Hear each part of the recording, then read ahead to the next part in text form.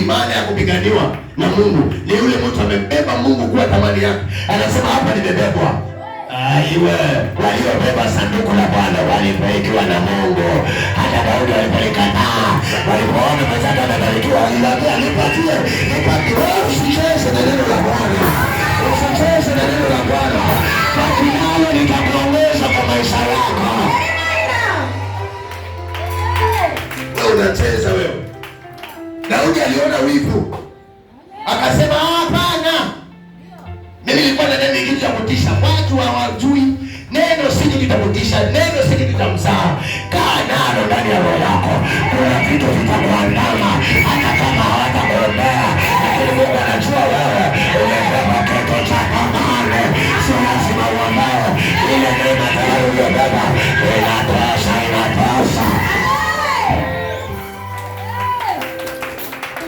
Haleluya. Lakini unapoikataa, Yesu anasema mmenikataa. Ndio maana kwa mkinirudia na mimi nitarudia. Hivyo, taifa zote hapo kwa hapa ndani. Mkinikataa, sawa. Lakini siku mtakaponirudia na mimi nitarudia. Yoshua kama singelibeba torati ya Bwana. Singeongozwa na malaika. Unataka Mungu akupe kibali. Kinatoka wapi? Kibali kinatoka kwa Mungu. Unataka Mungu akupe neema. Neema inatoka wapi? Haitoki kwa mwanadamu, inatoka kwa Mungu. Ukikataa hiyo neema, utazunguka, utafanya. Ukikataa hiyo neema, wengine watafanikiwa, watabaki tu. Utakuwa ndio ile mali. Najua siku moja gani yake na hiyo.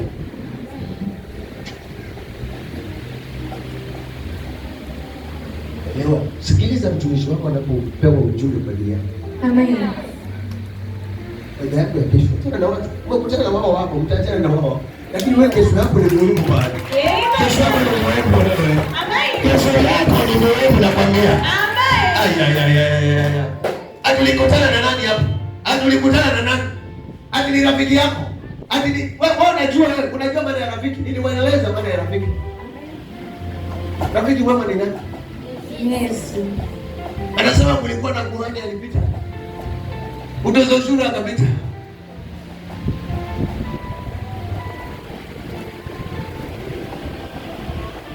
Lakini yeye alipopita akasema hapana.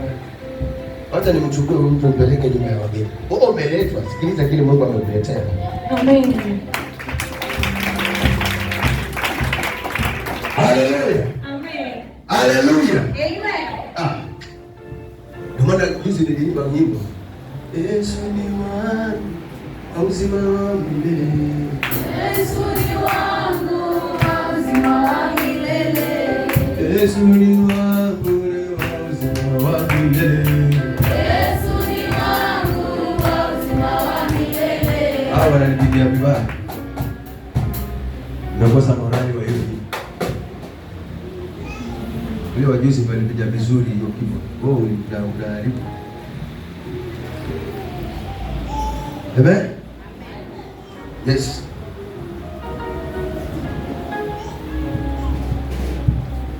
Endelea. Walichagua miungu mipya. Wakachagua miungu mipya. Ndipo kulikuwa na vita malangoni. Kwa hivyo ukichukua Mungu mpya tayari umekaribisha nini? Vita. Tena vita vinakuja wapi? Malangoni kwako. Hapo kwa mlango wako vita ndio vinatokezea hapo. Ndipo unaona kwanza dalili ya kwanza utaanza kukuta kwa hiyo nyumba haina amani. Sema amen. Amen. Kwa nyumba kunaanza kukosa amani. Maana unawaza Mungu lakini kuna vitu vingine unaviwaza tofauti na Mungu. Badala hata kama ni chochote, hata kama unahitaji kufanikiwa, tanguliza Mungu.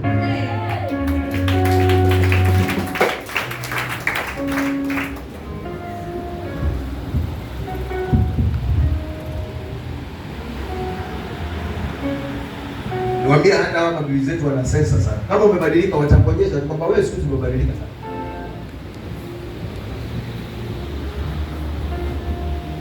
Aha. Amen. Sema aha. Aha. Asifiwe sana. Amen. Ndipo wakabadilika, wakawa kanisani si kama vile kulikuwa mara ya kwanza, wakawa viongozi si kama vile mara ya kwanza, ikawa wahuduma sio kama vile mara ya kwanza. Debora akawa yeye amesimama katika ile nafasi yake. Debora amesimama katika uwezo ambao Mungu amempatia. Akaendelea kuombea wanawali, akaendelea kuombea wana wa Israeli ili wafunguke macho waone kile Debora anaona. Lakini wengine walifunguka, wengine hawakufunguka, na wale ambao hawakufunguka walikuwa na vita mpaka mwisho.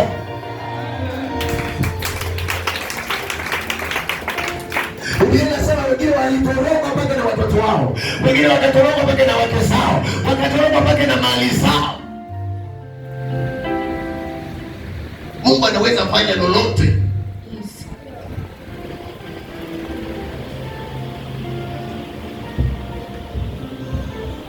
Wakatoroka mpaka na huduma waliokuwa wanaifanya. Biblia inasema akamzidishia Debora. Pande Debora akaenda akapata kipawa. Alipopata kipawa akashikana na baraka. Aliposhikana na baraka, kulikuwa kuna adui mmoja anaitwa Sisera, akawa anapiga watu sana. Sisera akajua Debora. Debora akamwambia Baraka, unajua mimi ni mwanamke, nikuongoza wazee wakakuchoka, lakini nisikilize mimi. Huyu Sisera nikamweka mikononi mwa Bwana, na huyu Sisera ukamumaliza.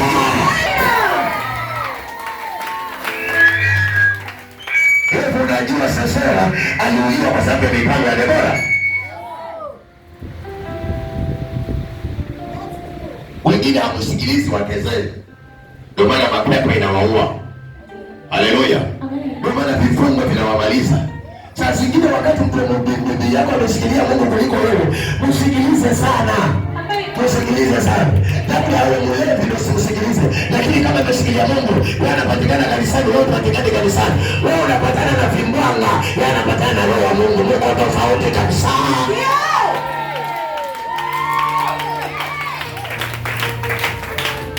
Ndio maana Ibrahimu alipokuwa na shughuli nyingi mambo ya Baali, Sara alikuwa anaongea na Mungu. Alipokuwa anabishana na Mungu, Ibrahimu akafungwa mdomo. Tena Mungu alimfunga mdomo akawa Mungu, akawa haongei kabisa. Mpaka wakati alipotumia ndio Mungu akamfungua mdomo. Wewe. Ndio maana unaona kama kanisani wahuduma ni wengi wa kanisani, wana mama kuliko wanaume. Wanaume wana viburi mpaka ajisikie anambia kama nani, na ndio yeye anakula ngumu. Bibi anasema kula ngumu ndio nilishe.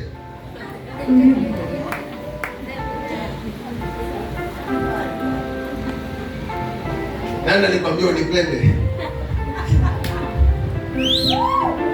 Amuia kwa sababu yako. Na mimi nitakuombea hivyo na uendelee kukula ngumu mpaka siku nitakaposema Yesu ni Bwana vizuri.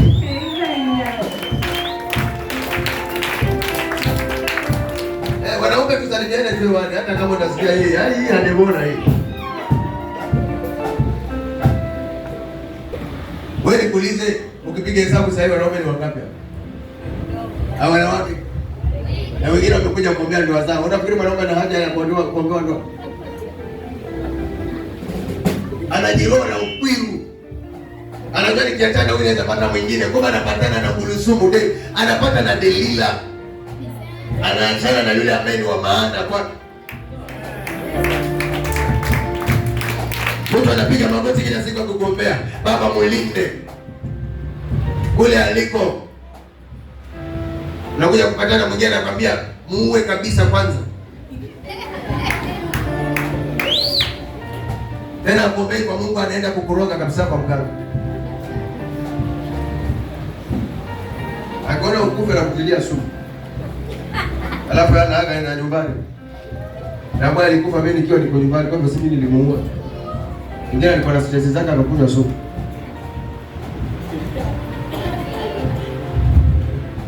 Ndipo aliyekewa. Aliweka kwa hiyo maji.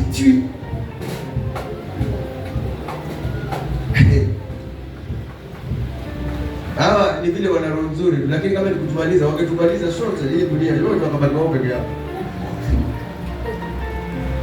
Wale wana nafasi kubwa sana kwetu. Bora itakuwa umekaa tu hapo unapikiwa tu chakula kuja kupika. Rais mboga za kweli tamu, kumbe anasema kula sumu hiyo. Kula chuma hicho.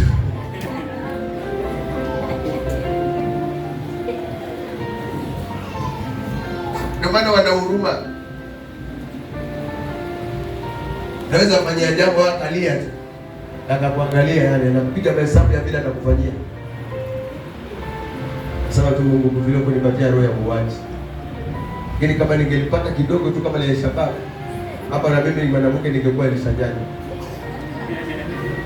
Bwana babu ni mwanaume na mimi ningekuwa Elisanyanya nilikuwa mwanamke. Amen. Amen. Wakachagua miungu. Kutembea kwa ukao ni miungu. Vitu zao zingine wanaofanya ni miungu. Wakawa wameacha nafasi ya Bwana. Sasa huduma ya Bwana si kazi.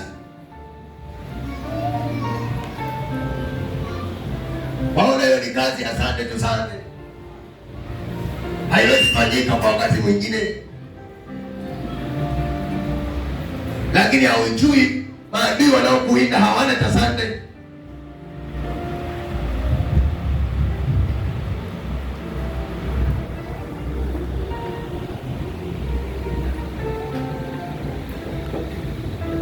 Haleluya. Amen. Lakini safari ikitokezea unapatikana na si Sunday. Semeni amen. Amen. Nauliza hii safari imepatikanaje hii safari? Umeachia nani kazi? Ambaye uwezi achia siku moja na ukapatikana katikati ya wiki. Kitu kibaya kikitendeka wewe unapatikana mpaka watu wanakuuliza kwani siku zote acha kazi? Nipo sana.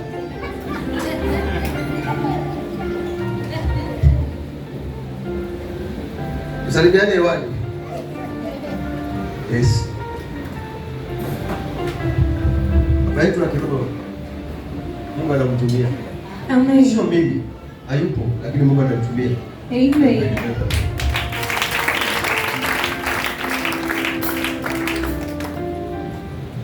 Semeni amen.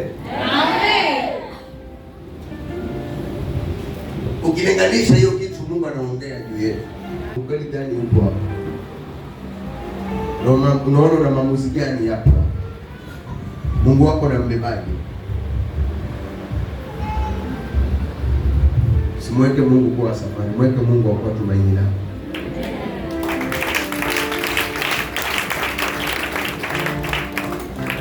Kwa moment unaweza pata nafasi ukasema nishikilieni nani?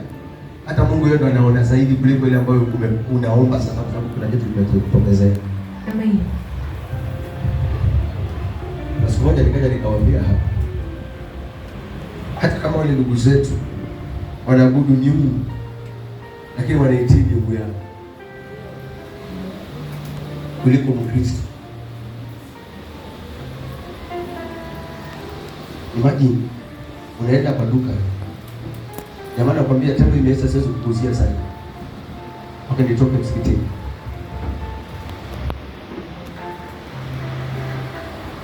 Na amekuacha hapo nje. Na wewe unachukua benchi unakaa. Ama kama ni mfanyikazi unatolewa kwa duka uaminiki.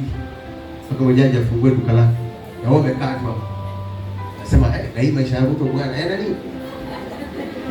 Akifungua bosi ameingia watatu. Ikifika siku ya Mungu wako, waje time na ujisikia. Unaweza kuwa na time tendo ya ibada. Mungu ana wivu. Amen. Anatamani apendwe. Anatamani asikizwe. Anatamani watu wamheshimishe. Amen.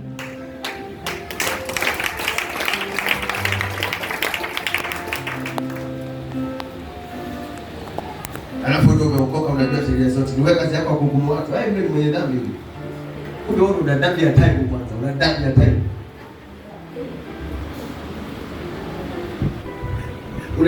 Una dhambi ya kukosekana kabisa.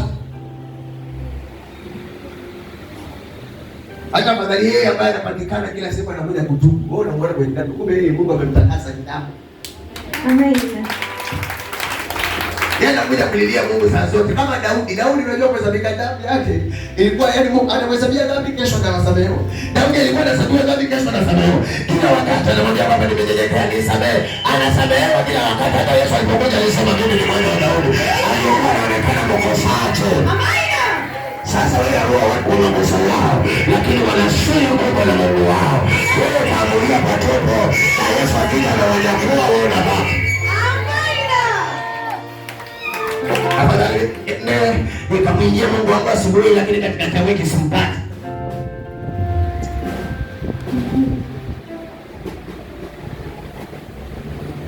Komaa. Amen. Sikwambia ukomee mwili. Komaa.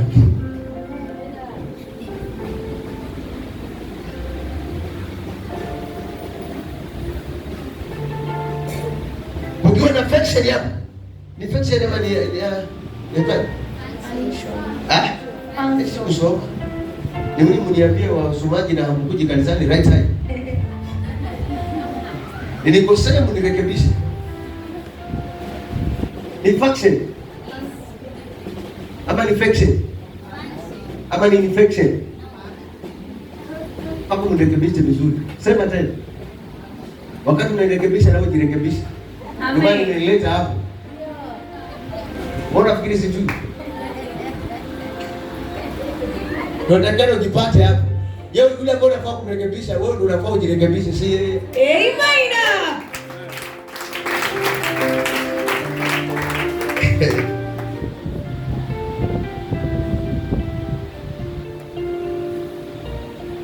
Amen. Sasa ikiwa tu hapa.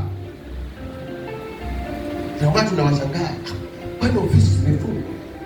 That's holiday. Say sijui Easter Sunday, Easter Monday.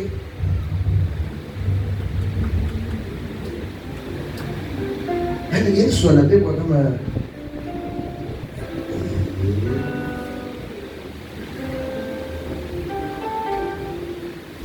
alafu nasema vita si jambo kitendo kulimwachia nini? Sikombo limwachia Bwana ni gani? Ndio maana unapambana na vita ambavyo umefungulia milango mwenyewe. Funga milango ya safari nyingine. Kwa na safari ya Mungu uone. Amen. Kama utakuwa na vita maana mwani kweli. Amen. Utaona baraka badala ya vita hata kwa kazi yako. Utaona baraka badala ya vita hata kwa nyumba yako. Amen. Mtu anaweza kwambia leo nimechoka ni Sunday. Ukawa kanaweza mpata kwa nyumba amelala. Ametoka kanisani, anamuuliza, "Mbona umekuja kuchelewa?" Unalaana wewe. Acha sijui ile fulani ndani. Amen. Amen. Tunaangalia time. Wajua huko kunatisha. Na yeye kuchelewa na yeye hakutishi.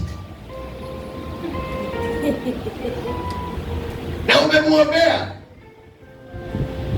Maombi yanakanseliwa. Kwa sababu unapogombeza mtu ambaye hata amesababisha kama ulikuwa patikana na kitu kibaya, na Mungu akakuepeshia kwa sababu ya goti lake.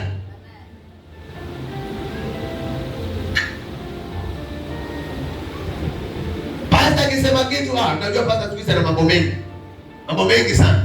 Hiyo mambo unayoyasema hayo, wakati ninapoyaombea na wewe mwenyewe unapotagia jambo, ni rahisi sana Mungu kukuondolea vitu vibaya, kwa sababu wale wanaosimama na watumishi wa Mungu Bwana huwabariki sana. Amina.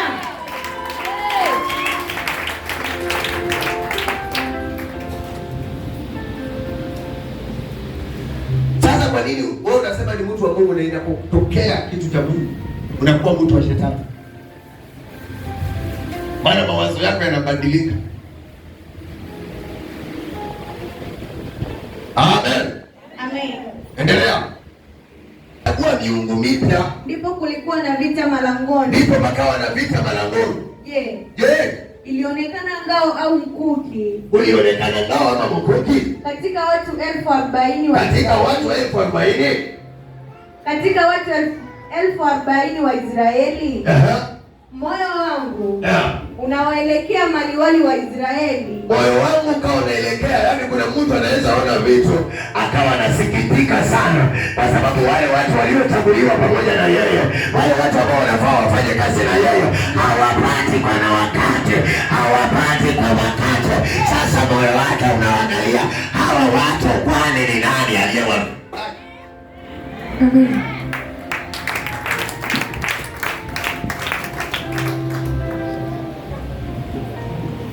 Debora akawa anawaza sana kwa ajili ya hao watu, kwa sababu wao ndio walikuwa wanafaa wasimame na Debora. Amen. Hawakuona zile vita walivyokuwa navyo. Debora alikuwa amefunuliwa. Kama wangelikuwa wanapatikana kwa wakati hao watu, kama wangelikuwa wanapatikana wakiomba hao watu, basi hao Wamidiani wasingetuweza, basi hao maadui wasingetuweza. Yes.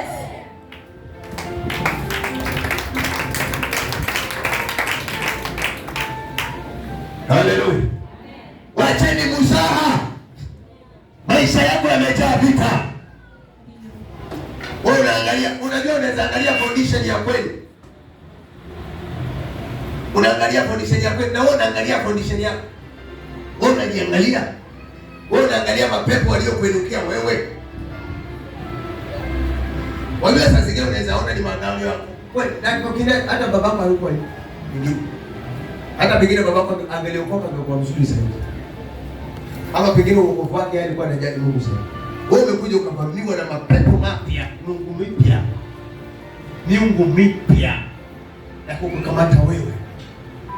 Sasa unataka kuozesha mpaka kizazi chako kipya. Funguka macho, wasaidie wale wanaokutegemea. Amen. Funguka macho, wasaidie watoto wako. Funguka macho, wasaidie wale wajao. Funguka macho, wasaidie wale utawazaa kesho. Amen.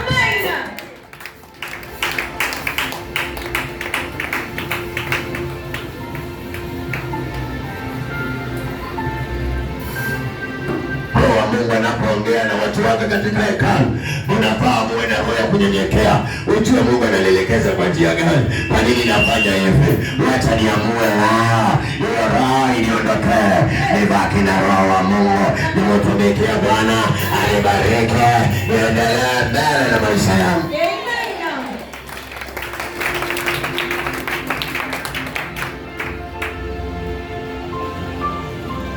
Kuna siku moja hapa mama maombi alikuwa anaomba hapa. Na kwa nini tukiweka kwamba tukutane wa huduma kama Jumamosi, na wao wenyewe ndio walichagua na hawapatikani. Ukishindwa hawa ni wa huduma,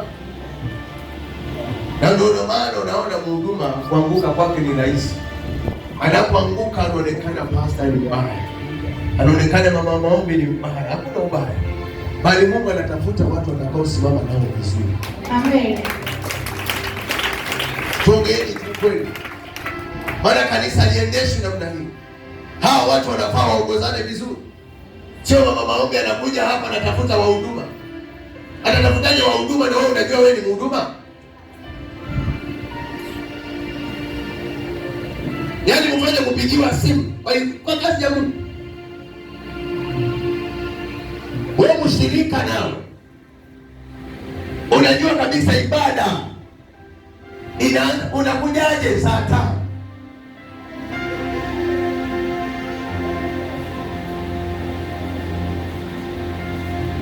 Lakini kazini unaenda sana.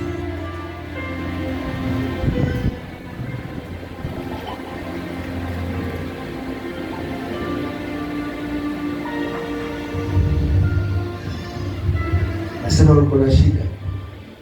Hauoni hizo shida ulizo nazo za kumdharau Mungu, za kurudia tu. Wakati mambo yanafungika,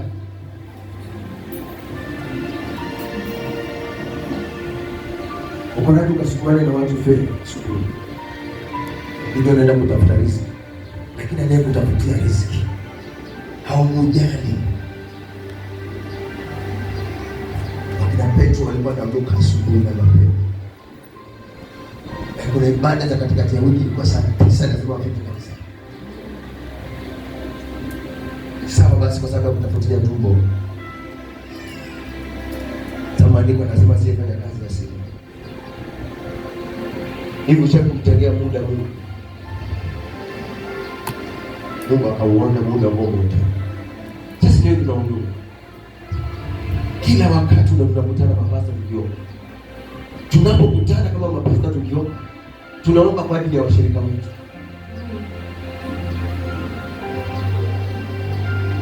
Tunapiga magoti, tunashikana mikono tukiombea waumini na wahuduma tuliopewa kufanya huduma pamoja nao. Tunaombea watoto wao wanaosoma.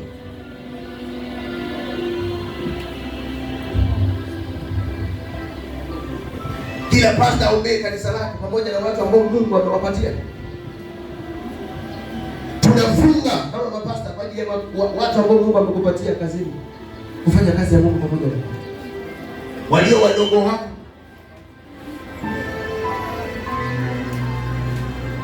Washirika tunakufunga kwa sababu kuna watu wengine walienda nje, nchi za nje.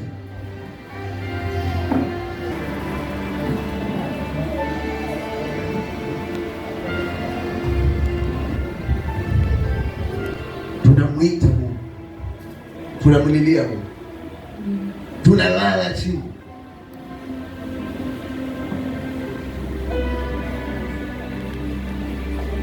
Hatujiombei sisi. Hakuna siku moja pasta aliyeitwa na Mungu ajiombee. Kazi yake ni kuombea watu. Hakuna siku Musa alijiombea. Anaomba kwa fanya chochote anachofanya kwa ajili ya wana wa Israeli. Amen. Hao watu na waombea wamekaaje? Kingine maombi hawayafikii maana hawakusikiliza. Kingine maombi hawakufikii maana wanakusengenya. Kingine maombi hawafikii maana wanakukula na kukudhihaki.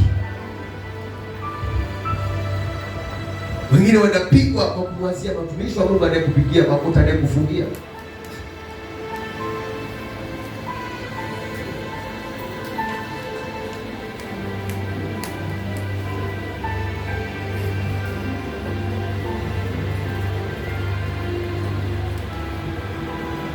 Kwa sababu ya kuchagua miungu mipya. Kijana, kuna kesho. Usijisahau. Amen. Kuna kesho kijana. Usipomtafuta Mungu leo kwa bidii, unajisumbua tu kwa mambo ya dunia, yataisha. Kuna wakati utakuja kubaki kama wewe.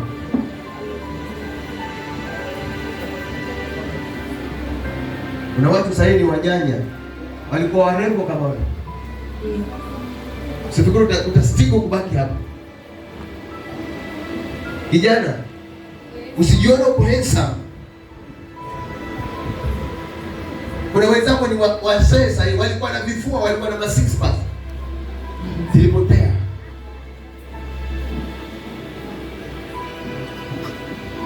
Tafuta Mungu. Amen. Amebeba hitima yao, amebeba kesho yao. Amen.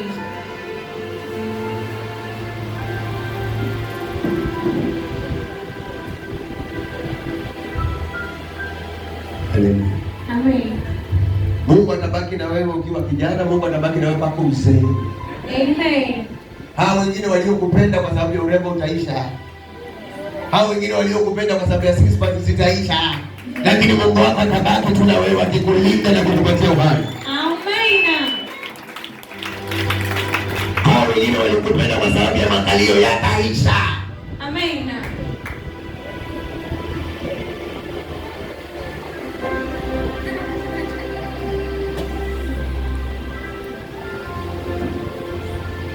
Hao wengine waliokupenda kwa sababu ya kuwainulia matiti yataisha. Amen. Hayatatazamika tena. Yes. Na Mungu aliyekudharau ataendelea kukutazama tu vile ulivyo. Na atakupatia fungu lako lililolichagua kwa kijana. Amen.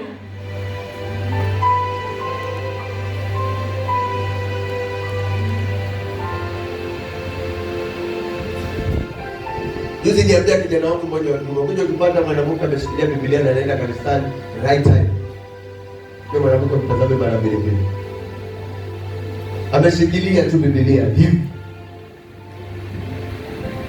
anaenda kanisani, anasoma msomo wake, pengine ni Abuja laini, ama amefika ua lingine na kama nywele, na ameshikilia Biblia hivi, anaenda kanisani na skati yake tu.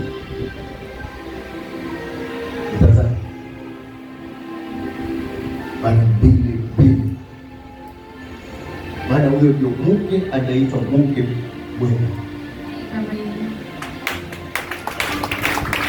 Aliye na hofu ya Mungu, asiyetazama ataambiwa nini wala watamwambia, amejitangaza.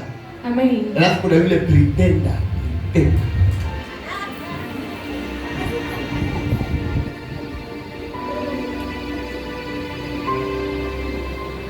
Mtu ambaye ni pretender anaishika Sunday peke yake. Tena anakuja kuitoa akijua amefika karibu na kanisa.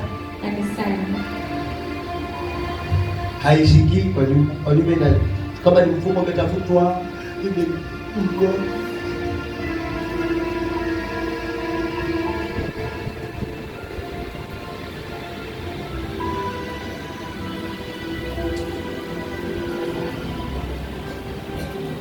Debora kama amesimama yeye. Amen. Akatazama wana wao, aliwao. Mioyo yao ikawa inaelekea. Akiwahurumia. Kwa sababu ya mishale inayowawinda hao watu. Kwa sababu ya mikuki inayorushwa hao watu. Na mishale iko hivi bwana. Metuma tu. Kuna maroho yako hivi yametumwa tu, kwa sababu umeyapa nafasi, umeyafungulia milango, na ndio maana yaandika milango yako imejaa vita. Shetani kitaka atumie mwili wako, kitaka atumie moyo wako, umemupa mlango, umemupa nafasi. Usipomupa nafasi, ni kama kumefungulia mlango. Mimi siwezi ingia kwako kama hujanifungulia mlango. Nitawezaje kuingia ndani ya nyumba yako kama hujanifungulia mlango? Tuseme nimefunga usharati, utaniingiaje? Nimefunga umbea, utaniingiaje? Nimefunga wivu, utaniingiaje? Haiwezi kulipata. Amen. Lakini wakati napoifungua tu milango, ataingia wa kwanza, aite mwenzake, tumeruhusiwa twende. Unashangaa kuna wageni wengine umewapata, umejadili ni moja, kumbe umepatana na wengine wamekaribishana, wewe umekaribisha mmoja, wengine hata wameshikana mikono, wewe unadai mmoja, unaona tu hawaishi mpaka kwa maisha yako hawatoshi, kwa ile nyumba yako hawatoshi. Unadhani wanaimba haleluya? Hapana, wanafungulia disco.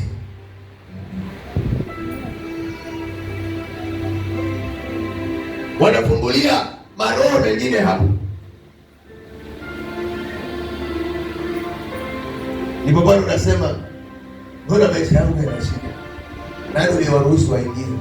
Uliruhusu Yesu? Maana kama ungemruhusu Yesu angekutanulia matatizo yako. Lakini uliowaruhusu walikuja kufanya matatizo zaidi. Ndio. Ni nini mwanangu ulichokiruhusu maishani mwako? Ni kipi ulichokiruhusu kupitia huduma yako? Wakati ulipokuwa moto, ni nini uliruhusu? Wakati ulipokuwa mwimbaji mzuri, ni nini uliruhusu?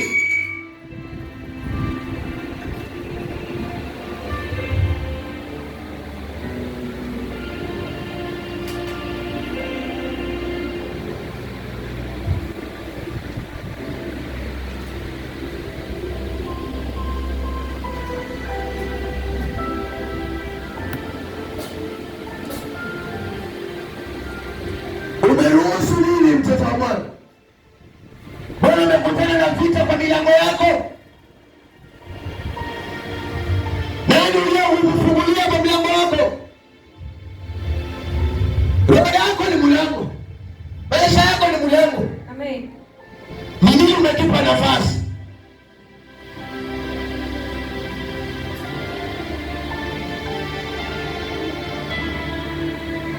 Atulisema na jaribu.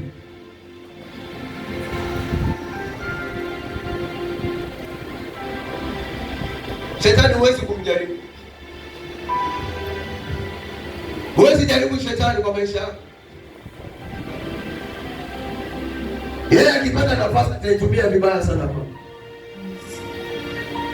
Na utalia kwa kusaka mbele.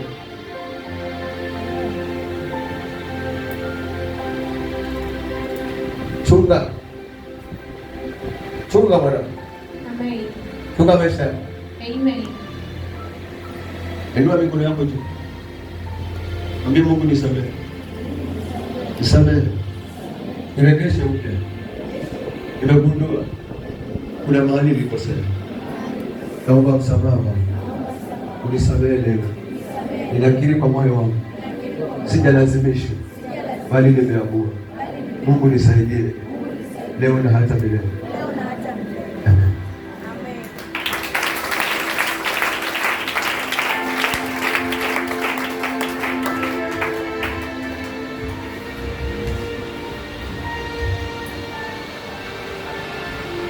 Kaona vita. Mwanamke simama juu ya maisha yako. Amen. Mwanamke simama juu ya watoto wako. Amen. Mwanamke simama juu ya ndoa. Amen. Kuna vitu vitatokea. Na watu walikuwa wanategemea usimame na wao. Lakini walikuja pamoja.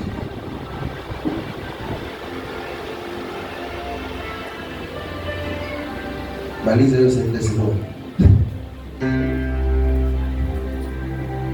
Moyo wangu unawaelekea maliwali wa Israeli waliojitoa nafsi zao kwa hiari yao miongoni mwa watu. Muhimidini Bwana.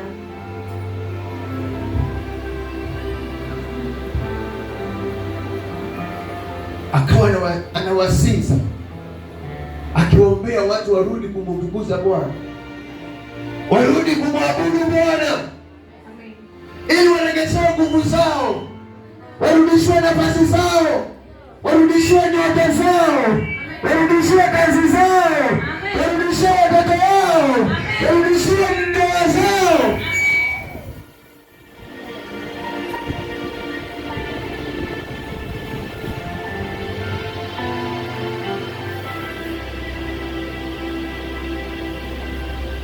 Twende Isaia 3.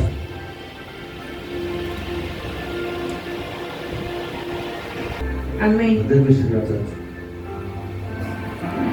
Kitabu ni cha Isaia 3:23 inasema, na vioo vidogo na kitani nzuri na vilemba na utaji, hata itakuwa ya kuwa badala ya manukato mazuri. Yaani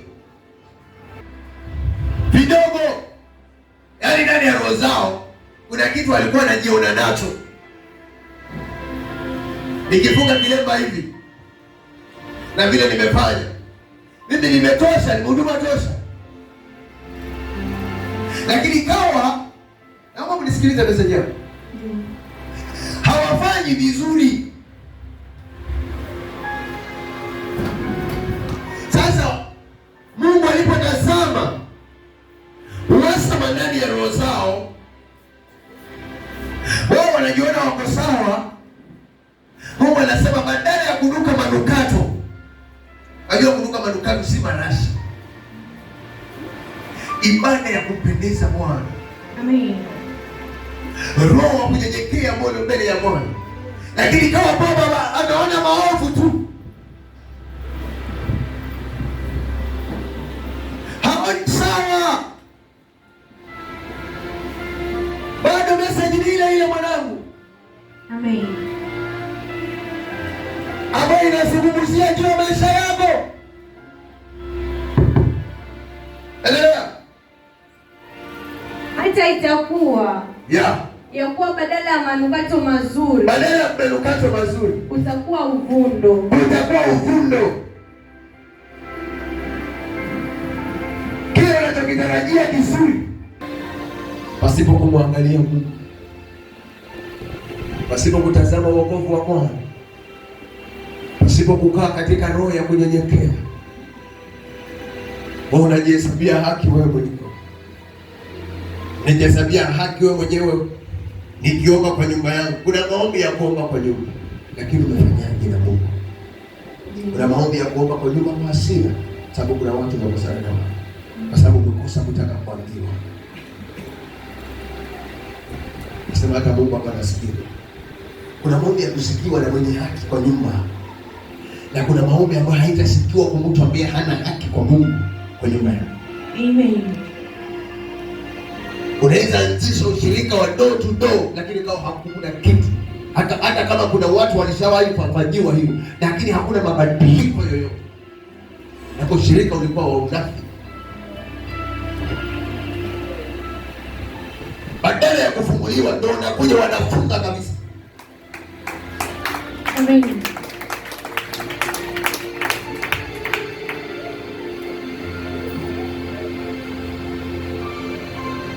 Tazama mwenendo wako na Mungu. Mungu anakuhitaji wewe. Amen. Wengine wako kuige wewe. Amen. Sio waige, ni wao wakuige wewe. Amen. Walisema nyinyi hamtajiriwa wala hamtakopa, mnafaa mkopeshe. Amen.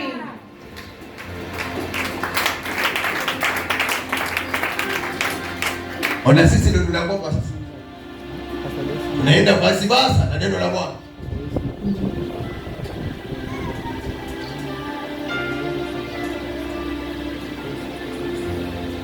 Kwa sababu ya kukeuka kanuni za Mungu.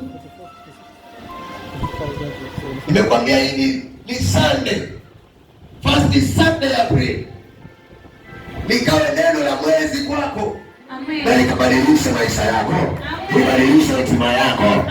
Ili maisha yako yakabadilike kabisa. Wanapobadilisha maisha yako, hata roho yako ibadilike.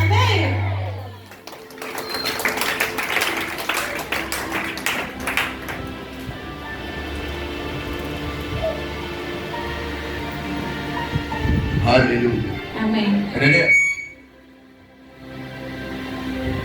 Hata itakuwa ya kuwa badala ya manukato mazuri kutakuwa uvundo. Yes. Na badala ya mishipi, kamba, na badala ya nywele zilizosukwa vizuri, upaa.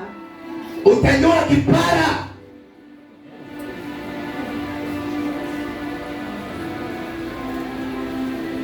Hata ukifunga kilema utakuwa unajua umeficha siri, kwa sababu ndani ya mwili wako kuna madonda ya